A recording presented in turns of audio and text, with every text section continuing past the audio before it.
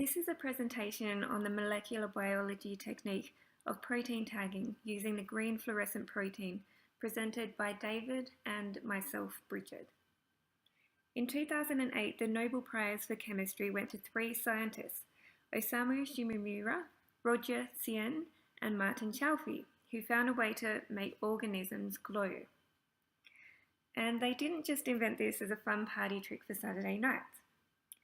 The green fluorescent protein, or GFP, is one of the most advanced ways to highlight what proteins are doing within an organism. And as we go through this presentation, we'll discuss the history and development of GFP, its biological makeup and how it works at a molecular level, current and future applications, and advantages and disadvantages of this technique.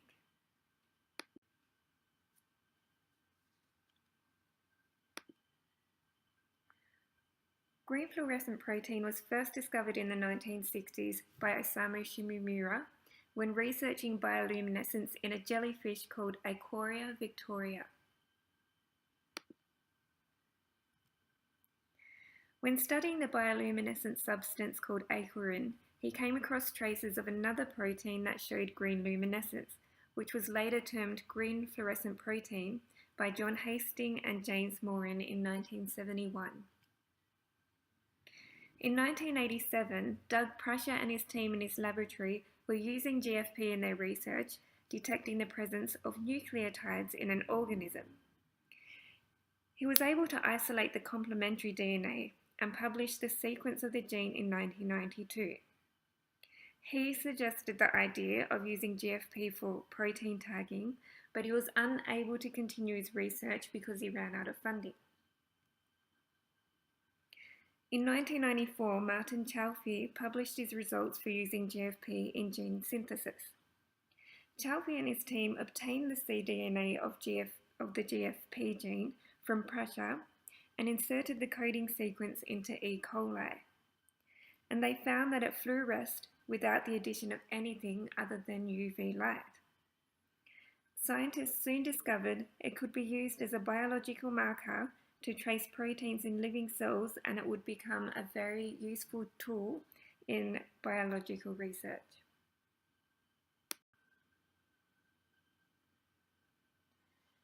So to begin with, what is bioluminescence? It's the term used for when a biological organism emits light. In the jellyfish Aquaria victoria, which is pictured there on the screen, what actually emits from the jellyfish is a blue light emitted through a bioluminescent protein called aquarin. And if you follow the arrows there on the screen, you'll see that the aquarin binds through calcium, which then makes it emit a blue light. It then transfers the energy to the GFP protein, which then converts the light or the energy to green, which is why we can see the jellyfish emitting a green light. In the lab, scientists can replicate this energy transfer from the previous slide by exposing GFP to UV light. GFP looks yellow in the lab, but when it's exposed to UV light, it changes to green. This is because UV light, which is emitted in shorter wavelengths and a higher energy in the electromagnetic spectrum, gets absorbed by the GFP, which then emits it as a lower energy. And in doing so, it emits it as a lower energy green colour. So as you can see there on the electromagnetic spectrum, green has a lower energy or a longer wavelength. So in essence, GFP is a protein that absorbs higher energy or shorter wavelengths and emits them as a lower energy green light.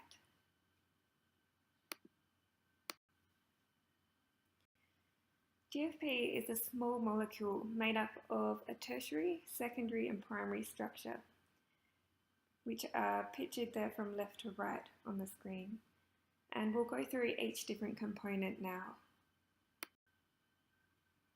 The tertiary structure is the main recognition feature, which is a barrel shape or a cylinder shape, aka beta can, which is made from 11 compact beta sheets shown here. This is formed due to side chain interactions. And this barrel structure prevents oxygen from entering and energy from escaping, allowing the protein to fluoresce. The secondary structure is a series of helices, which are interacting side chains which help form its helical shape, and beta sheets, which are antiparallel, which means they run along in opposite directions to each other, which is caused by hydrogen bonding within the chain. And it's in a pleated pattern, so it kind of interlocks with each other. You can see the folding pattern here and where they attach along the black arrows. The N and C terminals show where it fuses to the host protein. And the dark blue one at the back is one of a number of alpha helices, and this one runs through the center, connecting it to the chromophore.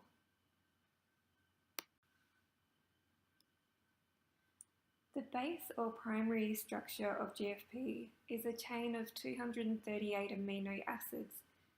The chromophore, which I just mentioned in the previous slide, is the molecule responsible for the fluorescent colour. This is formed by the SYG sequence, which is highlighted in green, which codes for a serine, tyrosine and glycine tripeptide. And this chromophore is very protective from the outside environment, from the structure surrounding it that we just went through.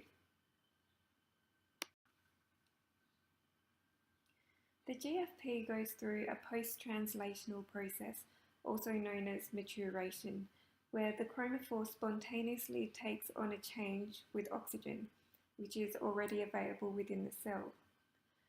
The chromophore, which at this stage is buried deep within the protein chain, undergoes a cyclization process where the glycine forms a chemical bond with serine and makes a new formation. It then dehydrates, so it loses water, and then the oxygen surrounding it creates a new double bond in tyrosine, creating the fluorescent chromophore. Using DNA recombinant technology, that is joining together DNA molecules from two different sources, genetic engineering if you will, scientists combine the GFP gene with another gene just before the stop codon.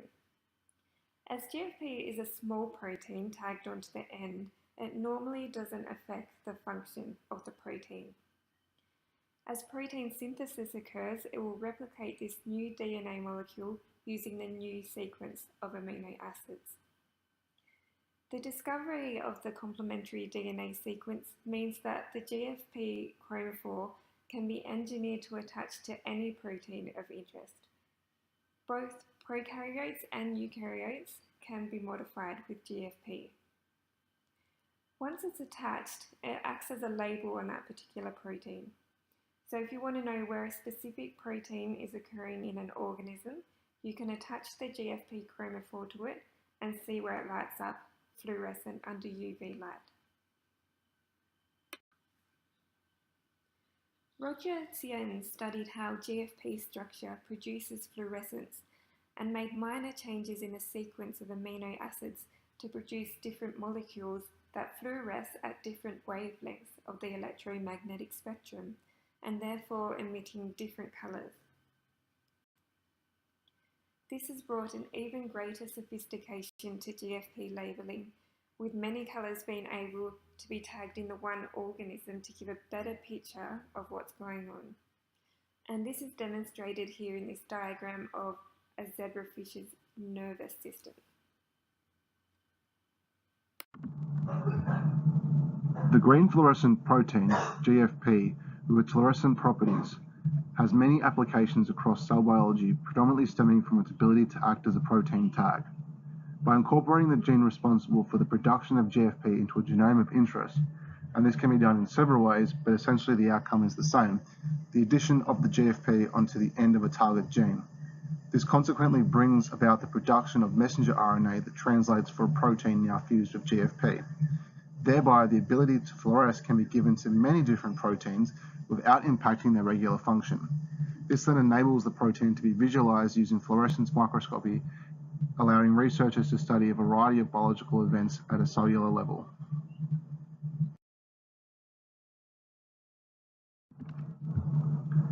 By attaching GFP to a target promoter, the activity of that promoter can be monitored, enabling GFP to act as a reporter gene.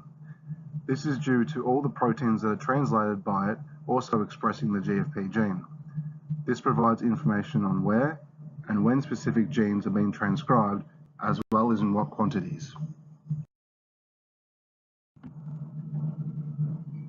Forced-cell resonance energy transfer, or FRET, is an application used to study the interactions between two different proteins fused with GFP. FRET works by monitoring changes to the fluorescent emissions which are created when two fluorescers are in molecular proximity, which causes their emission spectrums to overlap. This suggests that the proteins are interacting. The limitation of GFP was that cells of the same cell type were labelled in the same colour.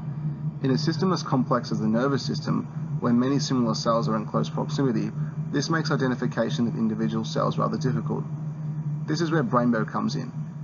Using varying ratios of GFP and another 2 or 3 differently coloured fluorescent proteins, up to 100 distinct colours can be expressed.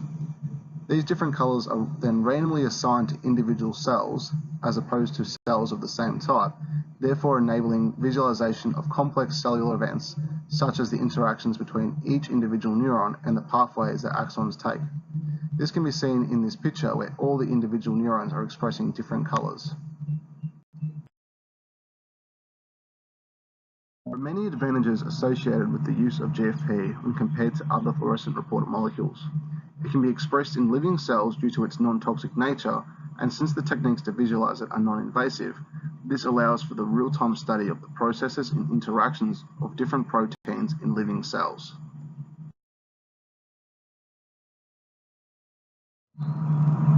Another important aspect of GFP is that generally the fusion proteins are heritable, depending on how the GFP was introduced to the host protein. This means that all subsequent daughter cells produced will also contain the GFP and hence are fluorescent.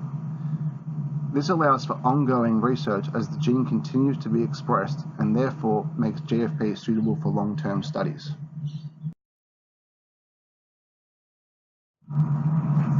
Other fluorescent reporter molecules predominantly require other cofactors or substrates to reduce their fluorescence, whereas GFP only requires oxygen. Generally, this leads to fused proteins that function as previously and can be transported throughout the different subcellular compartments. Normally, visualizing the fused proteins is a fairly straightforward process and usually much cheaper than other techniques. It only requires exposure to UV light to cause fluorescence, which is usually done with a fluorescent microscope. Another advantage of GFP is the stability of its structure, making it resistant to many different environments whilst maintaining its function. This makes the protein be able to withstand a wide range of different pH values and hence is very resistant to denaturation. Even in the event of being denatured, the proteins will nearly totally renature within minutes once their conditions are reversed. The barrel-like structure of the protein also protects the fluorophore, which allows it to maintain fluorescence, therefore giving it resistance to photobleaching, which is a significant issue with the use of some of the other fluorescent reporter molecules. Most of the limitations of GFP arise from its interference with the biochemistry of the newly fused protein. The addition of the GFP gene to the target protein can have many consequences, most obviously by increasing its size. This can lead to issues with the folding of the protein and how the protein is transported throughout subcellular compartments, potentially limiting its ability to interact as it should. Furthermore, if the protein is an enzyme or a receptor, these structural changes can interfere with the activity due to no longer being the right shape.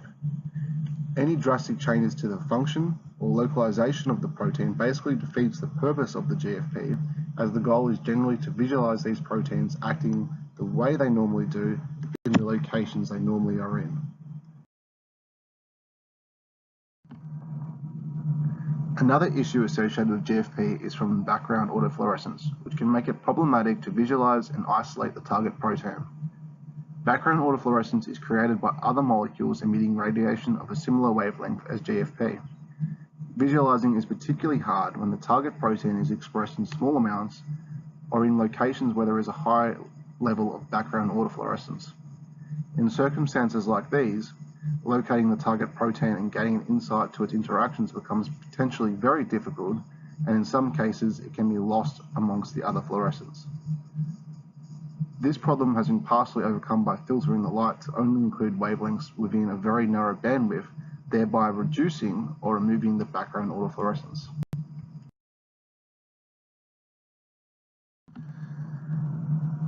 Lastly, as oxygen is required for the reactions that enable GFP to fluoresce, any conditions that lead to a hypoxic environment can interfere with the action of the GFP. One such condition is that of a tumour. As tumours generally lead to issues of oxygen supply, due to the tumour outgrowing its blood supply, this can make it difficult to visualise the tumour as decreased oxygen concentrations result in decreased fluorescence.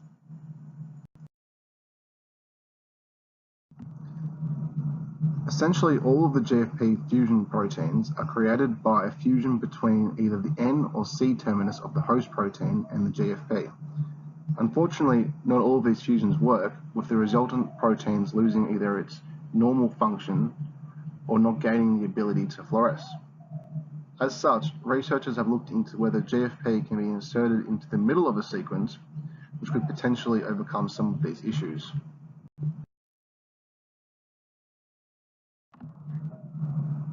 Much work continues to be done on improving GFP, such as the addition of more colours, increasing the fluorescent intensity, giving greater wavelength variety, and enhancing the protein's ability to fold efficiently. To fully appreciate these advancements, the detection platforms used must also continue to progress. Increasing the sensitivity of the GFP sensors is one such improvement which could further improve its application, with the issue of sensitivity being described as the greatest challenge to the broad application of GFP.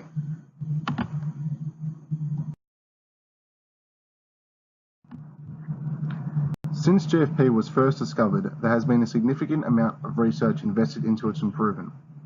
This has transformed the protein into one of the most important tools available for the study and the analysis of biological processes at a subcellular level. Its application has led to many advancements throughout the fields of biochemistry, by giving researchers the ability to visualize and hence get an understanding of what goes on within cells. Thank you for viewing our presentation on the green fluorescent protein.